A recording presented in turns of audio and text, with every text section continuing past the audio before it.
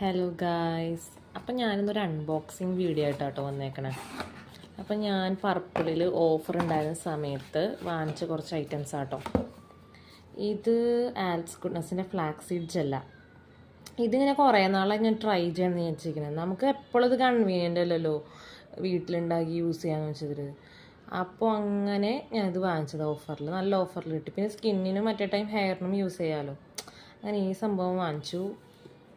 പിന്നെ പ്ലമ്മിൻ്റെ niacinamide 3% niacinamide toner വാങ്ങിച്ചു. First ഞാൻ ഗുഡ് വൈബ്സിൻ്റെ ആണ് യൂസ് ചെയ്യുന്നത്, പിന്നെ ഡേം ഡോക്കിൻ്റെ യൂസ് ചെയ്തു. പിന്നെ ഇതിന് നല്ല റിവ്യൂ ഉണ്ടപ്പോൾ ഇത് വാങ്ങിച്ചു. ഇതിൻ്റെ തീർന്നിരിക്കുകയായിരുന്നു. ഡേം ഡോക്കിൻ്റെ ആണ് റീസെൻ്റ്ലി യൂസ് ചെയ്തിരുന്നത്. അപ്പോൾ ഞാൻ ഇത് പുതിയതായിട്ട് ട്രൈ ചെയ്യാമെന്ന് വെച്ചിട്ട് പ്ലമ്മിൻ്റെ വാങ്ങിച്ചു. ദെൻ ഇതിപ്പോൾ എല്ലാവരും കണ്ടിട്ടുണ്ടാവും, കിക്കയുടെ സൺസ്ക്രീൻ ഗുഡ് വൈബ്സിൻ്റെ.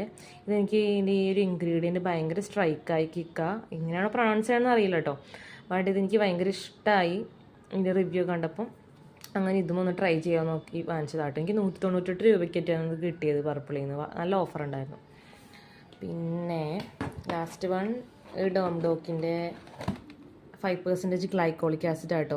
ഇതും ഞാൻ കുറേ നാളായി യൂസ് ചെയ്യണമെന്ന് വിചാരിക്കണം.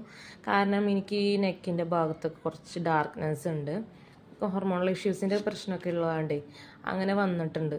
അപ്പോൾ അതൊന്ന് ചേഞ്ച് ചെയ്ത് നോക്കാമെന്ന് വിചാരിച്ചിട്ട് ഇതും ഇങ്ങനെ നല്ല ഓഫറിൽ കിട്ടിയപ്പോൾ വാങ്ങിച്ചതാട്ടോ. അപ്പോൾ ഇത്രേ ഉള്ളൂ guys. Bye. Please subscribe my channel.